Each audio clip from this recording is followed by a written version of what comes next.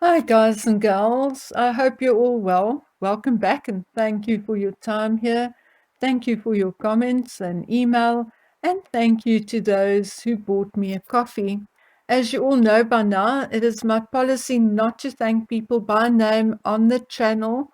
A rule I do break from time to time, but usually I prefer to do my thank yous via private email.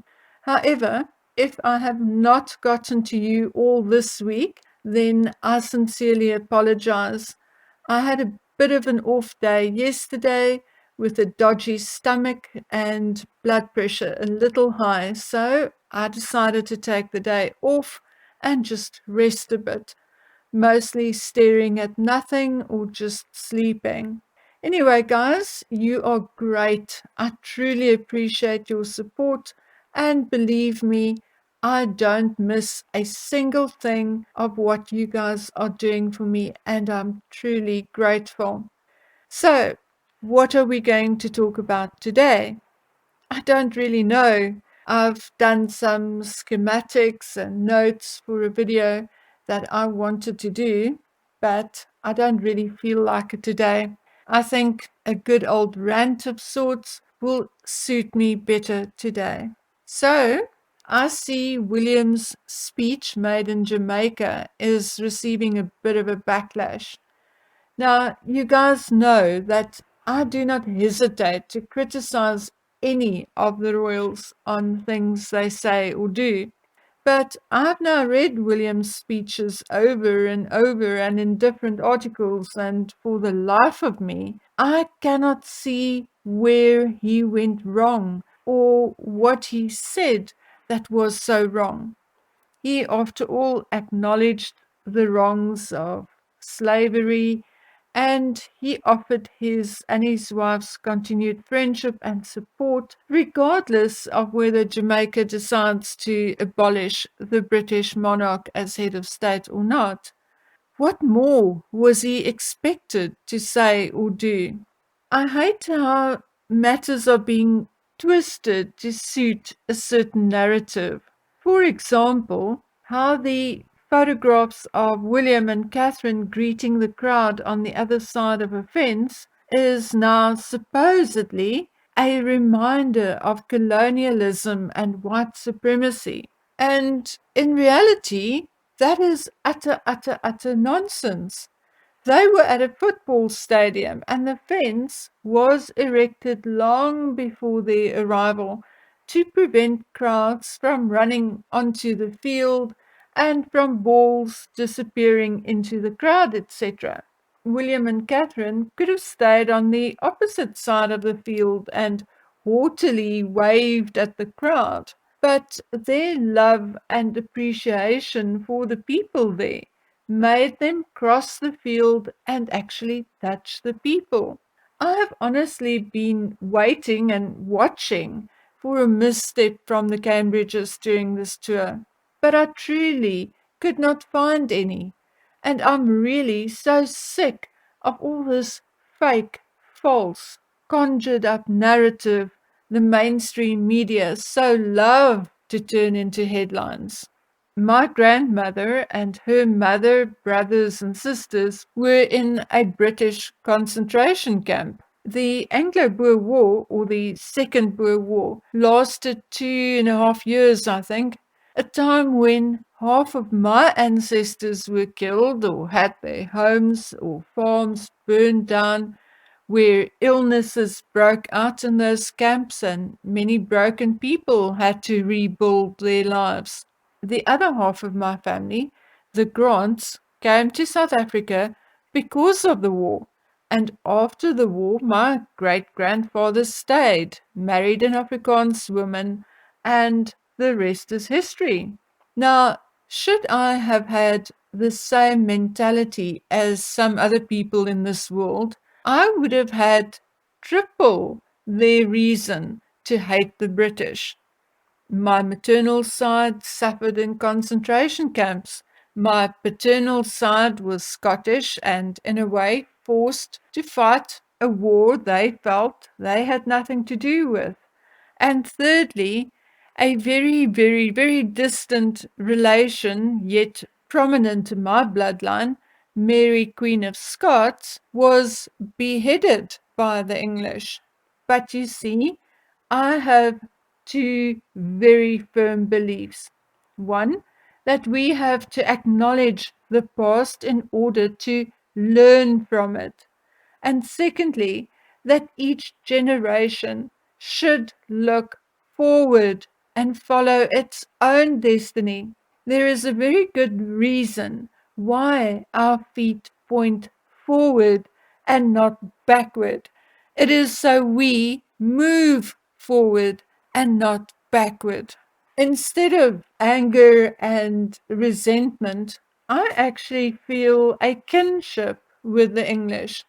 And although I recognize the hardships my ancestors suffered in the past, I also appreciate the strength and creativity they gained as a result thereof. My maternal grandmother taught me to sew, knit, crochet, fix furniture, and all kinds of things, skills she gained out of necessity.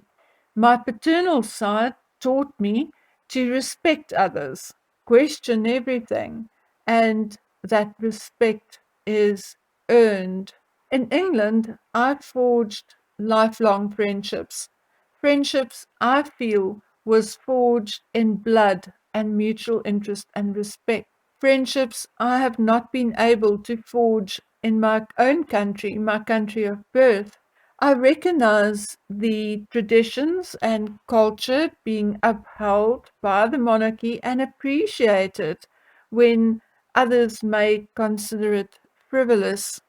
I agree that it is very likely that Jamaica, Belize, Australia, and Canada will likely abolish the British monarchy as head of state after the Queen's passing.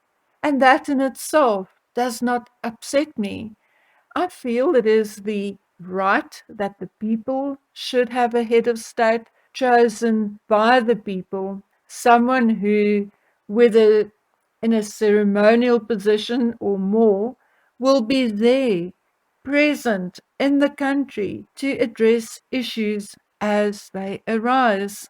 What I do not agree with is that it will diminish the power of the British monarch. It has been 100 years or more where the British monarch, as head of state, had been nothing more than a symbol, a face on their currency. I'm talking about these other countries. It is my hope that as the realm shrinks, the likes of Charles will realize that it is Britain which needs them most, and that the rest of the Commonwealth are just onlookers and tourists. It is grand that Charles wants to make portions of Dumfries House estate available to Ukrainian refugees. But what about the well over 300,000 homeless in Britain? I think the figure is now 365,000. What about the 6,000 homeless veterans who need jobs and mental health treatment and homes? What about the escalating cost of living in Britain? As a British monarch, that should be his priority. Once Britain can boast the same figures of, say, for instance, Switzerland, then perhaps King Charles could, without a guilty conscience, offer accommodation to others. Costa Rica, Croatia, Estonia, Finland, Grenada, Hong Kong, Ireland, Japan, New Zealand, Norway, Slovenia, Switzerland, Thailand are all countries who have less homeless people than Britain has homeless veterans. And that is something I would like to see Charles and William concentrate on. Yes, we do care about people in other countries, and so should they. But they are there to take care of their own. The very people who are there in the streets cheering them on. Anyway, let's lighten the mood. The Oscars came and went, and no Meghan and Harry in sight, unless she jumped out of a cake at one of the parties, but never mind. However, this year's Oscars brought enough drama of its own when Will Smith gave Chris Rock a bitch slap on stage and then yelled at him to keep his wife's name out of his mouth. Well, apparently, Will's anger stemmed from the fact that his wife, Jada Pinkett Smith, suffers from alopecia and had just recently given in and accepted her condition by shaving her head. However, Chris Rock joked, referring to Jada, saying he's hoping to see her in G.I. Jane next, referring, of course, to Demi Moore's brush cut in the movie. This did not sit well with Will Smith, and he rushed on stage and gave Chris one in the kisser. Will later received an Oscar for his portrayal of Richard Williams, father of Venus and Serena Williams. During his acceptance speech, Will apologized to the Academy and other nominees, but saying that he was standing up for his family and being protective. Now, I'm not advocating for violence or saying that any of us should run around slapping people. But this kind of thing happening, and so publicly, actually does not surprise me. Lately, it has become a sort of phenomena that celebrities, politicians, and the so-called elite of the rich and famous apparently think they can do or say what they want without repercussions. Case in point, Meghan Markle and her handbag Harry, they have now insulted her entire family, the royal family, and the entire British nation. Yet, they cannot understand the backlash and negativity towards them. And I'm saying it is because they have gotten used to it. There had not been any repercussions due to their lies or filthy behavior. And therefore, they're so accustomed to it that it almost comes as a surprise when there is backlash. And I think the Will Smith Chris Rock incident was similar in a way, just on a smaller scale. For all we know, and for all Chris Rock knows, Jada Pinkett Smith may be putting on a brave face and may be working to embrace her new reality. But I'm sure that back at home, she may have given into tears. She may even have wondered whether her husband may still find her attractive. We don't know what her insecurities are as she bravely steps up with her bald head and magnificent gown. And good for Will Smith. Chris may have thought that he was making light of the situation, but in reality, it was not his place to joke about someone's sensitive medical condition. And I think Will Smith would not even have been provoked to that point had it not been for the fact that all of us are being bombarded with bullshit all day, every day by the media, and we get fed up with it. I found lately that even I am getting angry sometimes just by reading pieces from mainstream media. Goodness, it sometimes feels like I live in an alternate universe. You open one paper and it states, mutiny under Russian soldiers, Russian army weakened, devastating blow to Russian army as Ukraine shoots down 8 Russian planes, blah, blah, blah. And then you read, Russian army invades eastern Ukrainian town and places their own as mayor. Okay, what? What? Or the Queen refuses to use a wheelchair. And then the next article, Queen seen driven across Windsor to walk her dogs. Okay, that doesn't make sense. Anyway, it sometimes feel like I'm playing ping pong when reading up on the daily news. Why? Why? Stick to the facts and forget about propaganda. We, the public, are oversaturated hearing about every aspect of the richest public lives.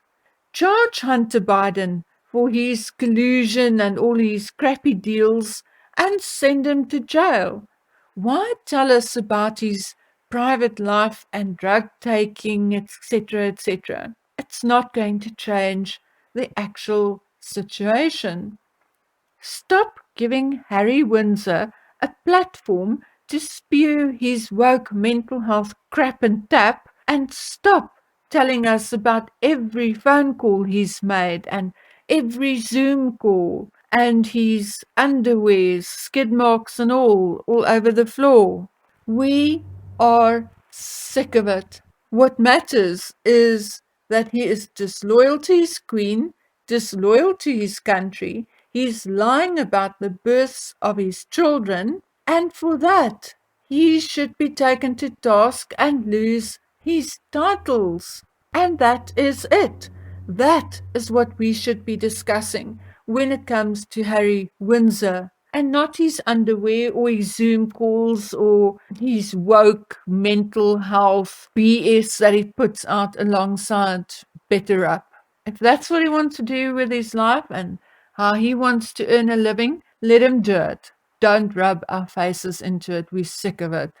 Anyway, there's a story doing the rounds that Harry colluded with Usain Bolt to create disruptions during William and Kate's tour, or to get the Jamaican politicians to act the way they did towards William. Well, now, ladies and gentlemen, instead of entertaining us on Harry's bald spot and dirty knickers, why don't these journalists do their job and do some investigative journalism and find out whether that story is actually true? Because if it is, then Henry Windsor had yet again committed an act of treason and threatened the monarchy and should be dealt with accordingly. That is the kind of thing we, the public, should know, and not about his toilet habits. Anyway, guys, I'm working away on a few other things for you for the coming week. So, until we meet again on the next video, please take good care of yourselves. Bye.